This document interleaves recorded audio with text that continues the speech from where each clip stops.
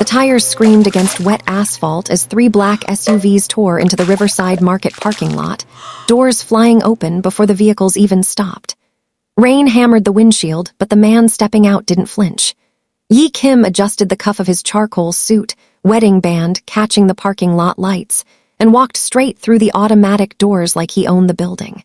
He did own the plaza, but nobody inside knew that yet. His eyes scanned past shelves of cereal and discounted bread until they landed on the manager cowering behind Register 3. "Where is my wife?" Yi said, voice low enough that the entire store went silent anyway. 15 minutes earlier, Amara Williams had just wanted a grape soda and a jar of pickles. 8 months pregnant, feet swollen inside her sneakers, she moved slow down aisle 7 and smiled at an old man who couldn't reach the top shelf. She grabbed the can for him, and he tipped his hat and called her an angel. She laughed because the baby kicked hard right then, like he agreed. She was 27, architecture grad school on pause until after the baby, and she had never been in a fight in her life. Her phone buzzed. "Yi, stuck in board meeting. Home in an hour, love you both." She typed back with her thumb, "baby says he wants pickles too," and slipped the phone into her tote bag. The store was mostly empty.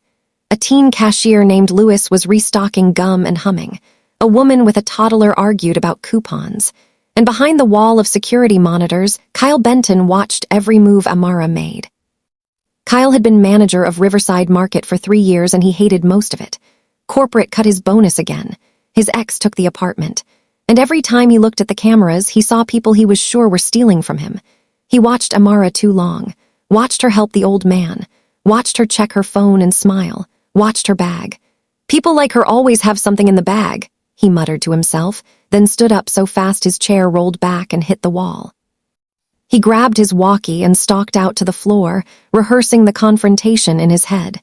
He liked the way it felt when people got scared. It was the only time he felt big. Amara set her grape soda, pickles, prenatal vitamins, and a box of crackers on the self-checkout. She scanned each one slow because the machine was glitchy and she didn't want to set off the error beep. The last item was the soda. She scanned it, the machine beeped happy, and the screen said $12.47. She tapped her card. Approved. She bagged her things, careful not to squish the bread she'd grabbed at the entrance. She was thinking about whether Yi would be home in time to rub her feet when a hand clamped down on her shoulder.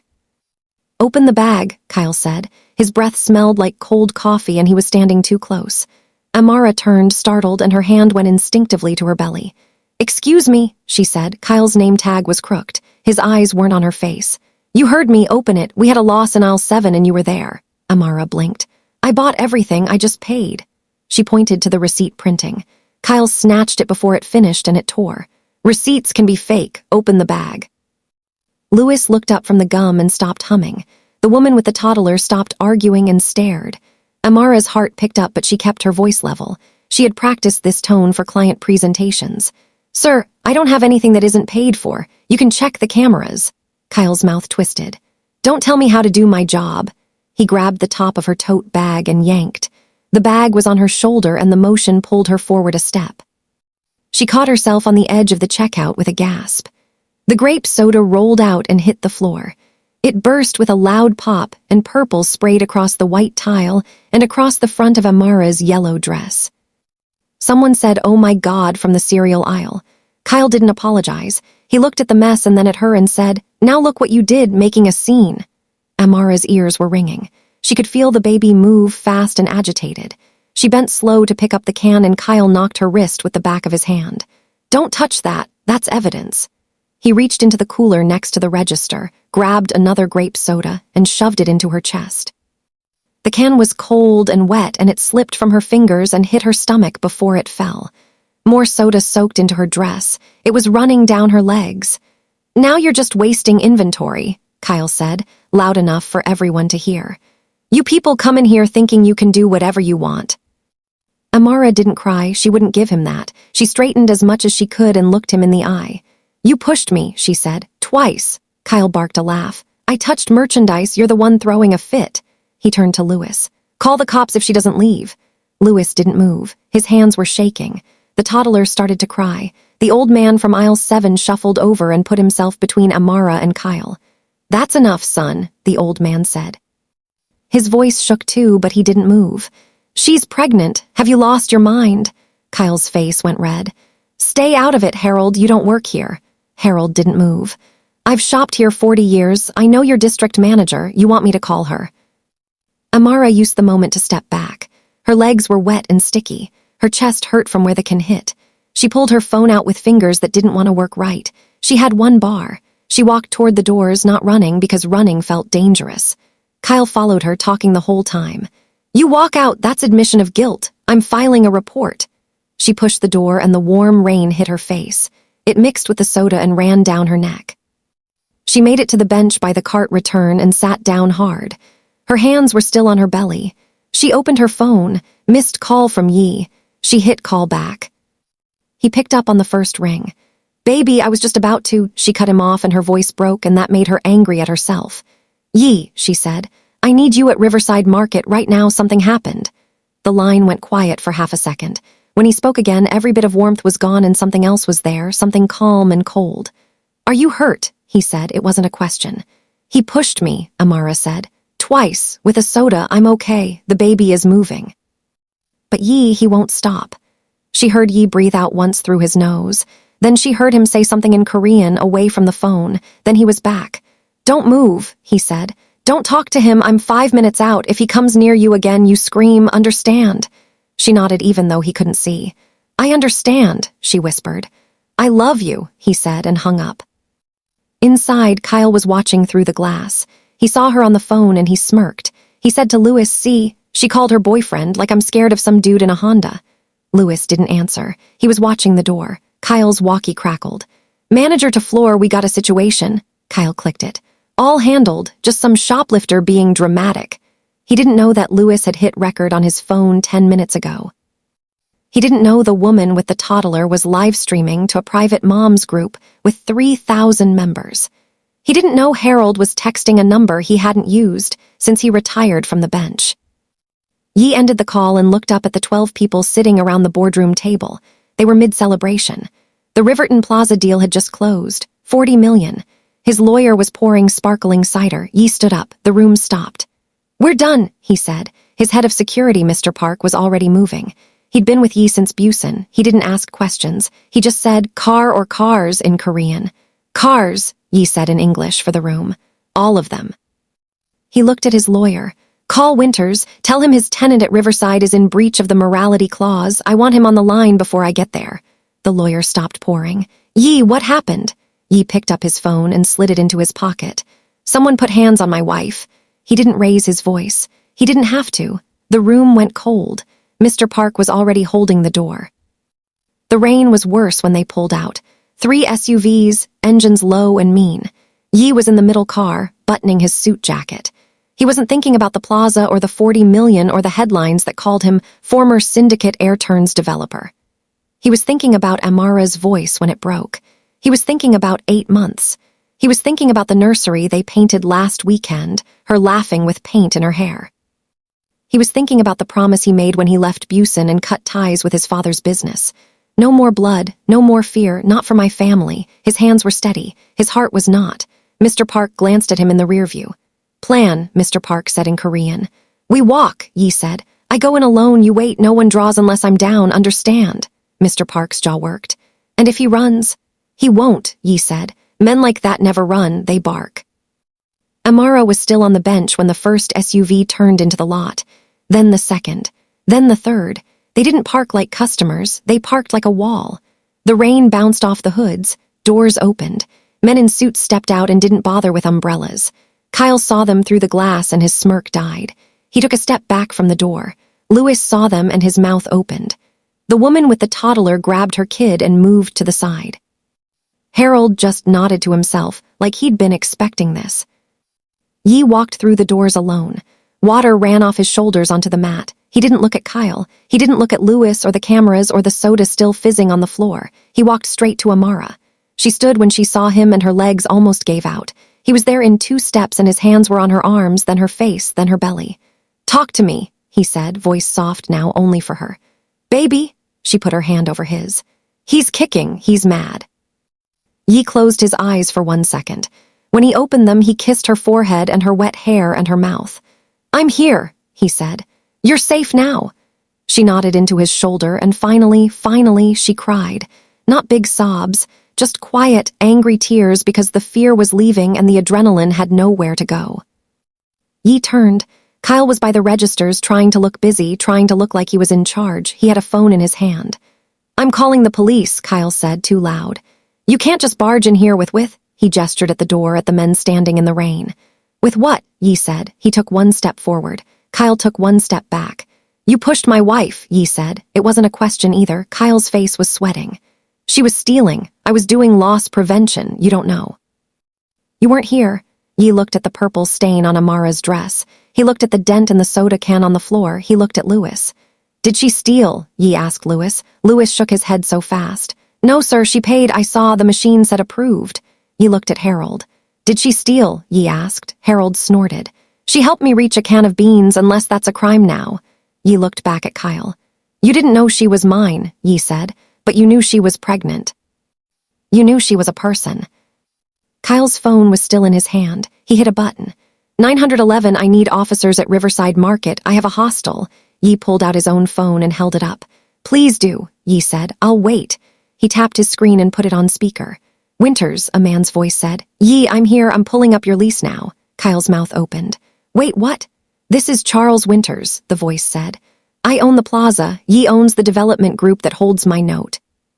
You want to explain why my tenant assaulted a pregnant woman on camera?" Kyle looked at the ceiling like it would help. "I didn't assault. 3 videos," Harold said, holding up his old flip phone. "My granddaughter showed me how to send them, already emailed to your corporate." The woman with the toddler stepped forward. "And my group, we have lawyers too." The door opened again and 8 men in suits walked in and stood along the wall. They didn't touch anything. They didn't say anything. They just stood. The air changed. Kyle looked at them and his phone slipped out of his hand and clattered on the tile. "I didn't know," Kyle said, voice small now. "I didn't know who she was." "That's the problem," Amara said. She stopped crying. Her voice was clear. "You think it matters who I am. It doesn't. You don't get to push people." Mr. Park stepped forward and handed Yi a tablet. On it was the Riverside Market lease, highlighted. Moral turpitude clause. Immediate termination for assault, harassment, or conduct that endangers customers. Yi didn't even look at it. He looked at Kyle.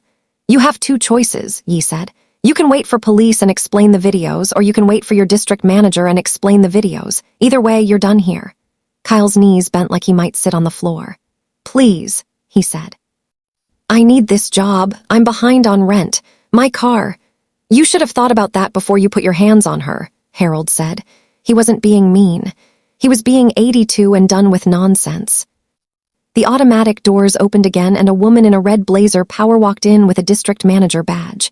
She took one look at the soda on the floor, Amara's dress, the 8 men, and Yi, and she closed her eyes for a second. "Kyle," she said. "Office, now." Kyle looked at Yi like Yi could save him. Yi looked at Amara. "You want to press charges?" Yi asked her. It was her choice, always her choice. Amara thought about it. She thought about the baby. She thought about court dates and depositions and reporters. She shook her head. "I want him gone. I want him to never do this to another woman." Yi nodded. "Then he's gone." The district manager came back 5 minutes later with a box. She didn't even let Kyle pack. "You're terminated effective immediately," she said. "Legal will be in touch. You're trespassed from all Riverside properties." She turned to Amara and her face crumpled. "I am so sorry. This is not us. This is not who we are." Amara nodded because she didn't have words yet.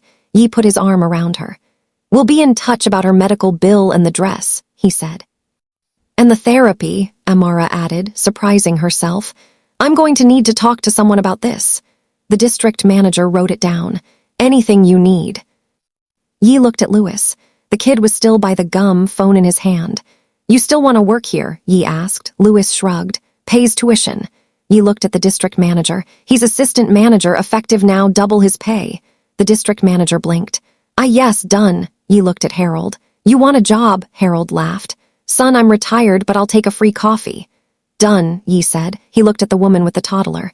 "You okay?" She nodded, holding her kid tight. "Thank you for coming." Kyle came out with the box. He wouldn't look at anyone. He walked past the soda stain and the box slipped and a stapler fell out. He didn't pick it up. He pushed the door open and the rain hit him. No one held it for him. He walked to a beat-up sedan at the edge of the lot and sat in it. He didn't drive away for a long time. Yi turned to his men. "Home," he said in Korean. They nodded and walked out into the rain like it was nothing. Mr. Park stayed. "Hospital," Mr. Park said to Amara. It wasn't a question either. Amara touched her belly. "I think we should," she said, "just to check." Yi was already guiding her to the middle SUV. "Lewis," he called over his shoulder. "Lock up when corporate gets here. I'll send a cleaning crew." "Yes, sir," Lewis said, standing straighter than he had in his life. The hospital was quiet. The doctor was a woman with kind eyes who didn't ask why 8 men were in the waiting room. She ran the monitor and the baby's heartbeat filled the room, strong and fast and perfect. Amara started crying again, and this time it was relief. Yi held her hand and didn't let go. "He's okay," the doctor said. "You're okay, but you need rest, and you need to stay away from stress." Yi looked at Amara. "No more grocery stores alone," he said. She rolled her eyes. "No more grape soda," she said. He laughed, surprised out of him. "Deal." They left the hospital at midnight. The rain had stopped. The parking lot was empty except their cars. Yi opened the door for Amara and she stopped him. "You didn't yell," she said. "In the store, you didn't hit him, you didn't threaten him." Yi leaned his forehead against hers. "I promised you," he said. "No more blood, not for us." "You scared him anyway," she said. "Good," he said. "He should be scared, not of me, of what happens when you're cruel." She nodded. "Take me home," she said. 6 months later, the nursery was done. The walls were pale green. The crib was white. The name on the wall was Jiho. It meant wisdom. Amara was sitting in the glider feeding him when Yi came in with 2 coffees. He set one down and kissed the top of her head and the top of his son's head. "Lewis called," he said. "The market is doing better. They renamed the community board Amara's Corner." She smiled. "Tell him to keep the pickles stocked." "Already did," he said. He sat on the floor and watched them. His phone buzzed. It was a photo from Mr. Park. Kyle in a volunteer shirt serving soup at a church kitchen. The caption was one word, 90 days asterisk. Yi showed Amara. She looked for a long time. "Good," she said. "Everyone deserves a chance to not be who they were." Yi didn't post about what happened. He didn't have to. The woman with the toddler did. So did Harold's granddaughter. So did Lewis. The videos were everywhere for a week and then the internet moved on.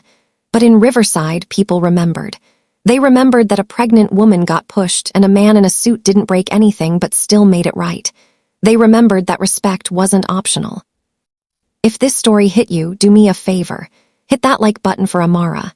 Subscribe so you don't miss the next one because the landlord story is even crazier.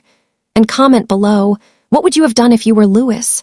I read every comment and I might pin the best one. See you in the next story. Stay safe and remember, you never know who's in the car. The metal clanged loud against the doorframe as the drill bit chewed through the lock, sparks hitting the welcome mat that still said "Home Sweet Home" in faded letters. The landlord didn't look up. He just kept his boot on the door and nodded at the handyman. "Faster," he said. "I want it done before she gets back from the hospital."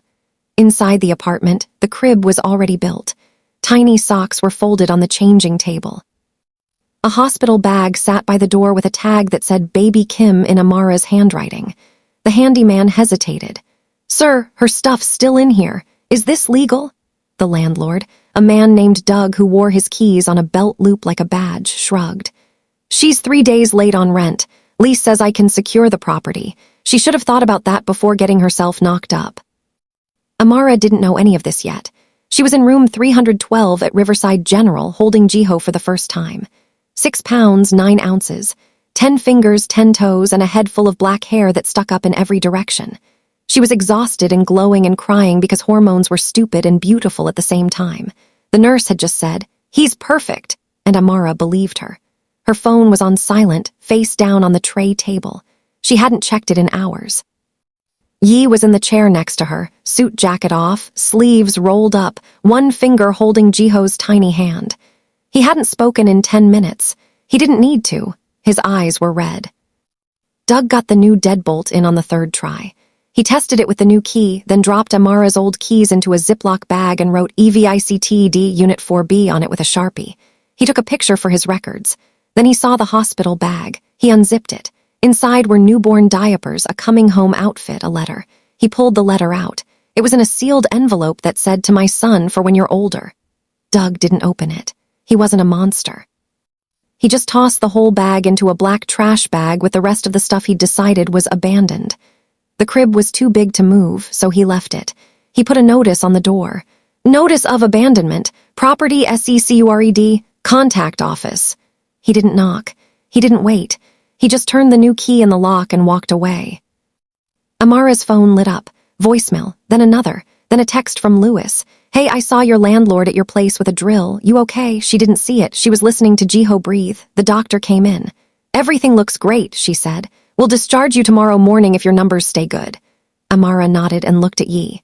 Home tomorrow, she whispered. He smiled, and it was the kind of smile that changed his whole face. Home, he said. Doug was back at the leasing office filing the paperwork.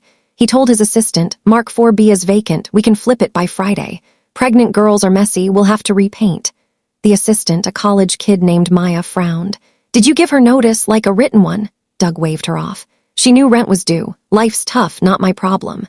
Maya looked at the Ziploc bag with the keys. She looked at the trash bag by the door. She didn't say anything else. She needed the job. Yi left the hospital at 9 p.m. to get Amara's favorite soup and to grab the car seat from the apartment. He took the stairs 2 at a time because the elevator in their building was always broken. He got to 4B and stopped. The welcome mat was gone. The door had a new deadbolt, shiny and wrong. The notice was taped crooked. He read it once, then again. His hand went to the doorknob and it didn't turn. He knocked. Hard. Hello, he said. No answer. He knocked again, harder. The door across the hall opened an inch. Mrs. Chen, 80 years old, peered out. They changed your lock, she whispered. This afternoon, the landlord and a man with tools. I told them you were at the hospital. He said he didn't care. He didn't move for 10 seconds. He just breathed. Then he pulled out his phone and called Amara. She answered on the second ring, voice thick with sleep and milk.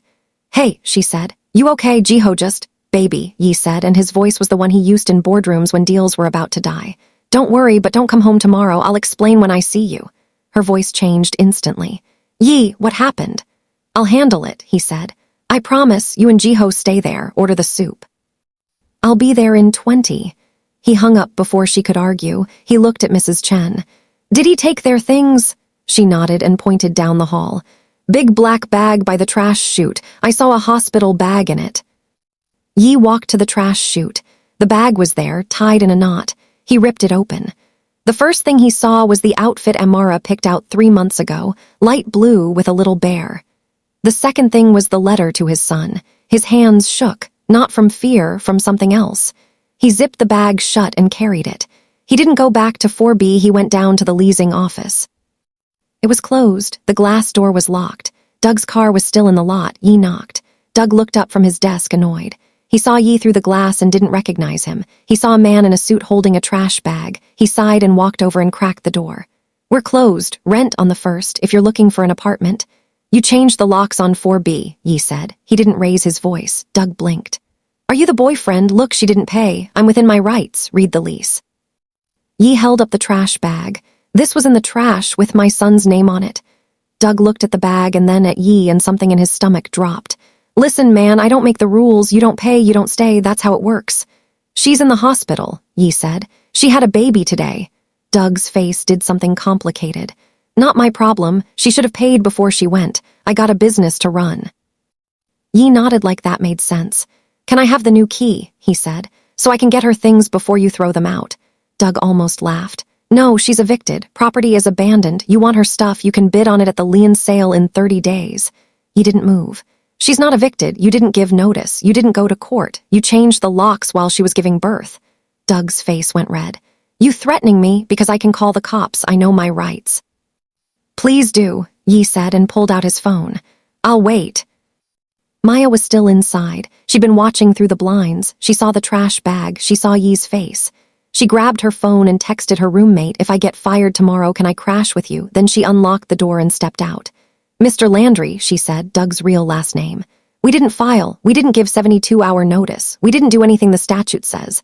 Doug spun on her. You're fired. Go home. Okay, Maya said, but he's right, and I took pictures. She held up her phone. Of you putting the hospital bag in the trash, of the new lock, of the notice with no court stamp. Doug looked at Maya and then at Yi and then at the parking lot. 2 black SUVs had pulled in while they were talking. They didn't have lights on. They didn't need them. Mr. Park got out of the first one. He didn't come close. He just stood by the hood and waited. Doug saw him and his mouth went dry. "Who are you people?" Doug whispered. "I'm her husband," Yi said. "And you just committed an illegal lockout, theft of personal property, and you violated the state's protections for tenants with newborns." He didn't say the other thing. He didn't say my father's name used to be in the paper's asterisk. He didn't have to. Doug saw Mr. Park and made his own story. "Look," Doug said, and his voice was smaller now. "Maybe we can fix this. Maybe it was a misunderstanding. I can give you the key. Right now. No harm done." "You put my son's first outfit in the trash," Yi said. "You changed the locks while my wife was in labor." "I didn't know," Doug said. "It was the same thing Kyle said at the supermarket 6 months ago. It was the wrong thing." "You didn't know she was mine," Yi said. "But you knew she was a person. You knew she lived there. You knew she was pregnant. You just didn't care." Amara called again. Yi answered and put it on speaker. "Yi, what's going on?" she said. Her voice was shaking. "I'm at the office," Yi said. "With Doug, we're getting the key." "He changed the locks," she said. "Jiho's stuff is in there, his letter." "I have it," Yi said. "I have the bag, it's safe, I have the letter." There was silence. Then Amara said, "He threw it away." "Yes," Yi said, "he did." Amara didn't cry. She got quiet. "Put him on," she said. Yi held the phone out. Doug didn't want to take it. He did anyway. "Mrs. Kim," Doug said. He tried to sound professional. Amara's voice was ice. "You went into my home, you touched my son's crib, you threw away the letter I wrote him while I was pushing him into the world." Doug started to sweat. "Ma'am, I apologize, I didn't realize." "You didn't care," Amara said. "That's what you mean, you didn't care." She paused. "Give my husband the key, give him my keys, give him every piece of paper you have, and you pray that my son's crib is still in one piece." She hung up. Doug went inside and came back with a key ring. He handed it to Yi. His hands were shaking. "The unit is yours," he said. "I'm sorry, I'll reverse the paperwork. You'll do more than that," Yi said. He wasn't looking at Doug, he was looking at Maya. "You still want this job," Maya blinked. "I just got fired." "You're hired," Yi said. "By me, I'm buying this building." Doug's head snapped up. "What? You can't, this isn't for sale."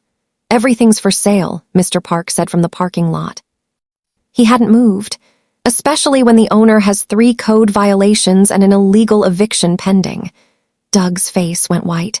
"How do you know?" "We looked," Yi said. "While you were drilling, we were reading. Your loan is upside down. Your insurance lapses next month. You're done." He didn't smile. "Maya, you're the new property manager. First order, 4B's rent is paid through the year. Second order, Doug is trespassed. Third order, call a locksmith. I want every unit rekeyed. I want cameras in the halls." Maya nodded, then nodded again like she couldn't believe it. "Yes, sir." "Fourth order," Yi said and looked at Doug. "You're going to sit in that office and write a letter to my son, apologizing for what you did on the day he was born. You're going to mean it. And you're going to volunteer at the hospital nursery for 6 months, every Saturday, or I'll see you in court." Doug opened his mouth, closed it, nodded.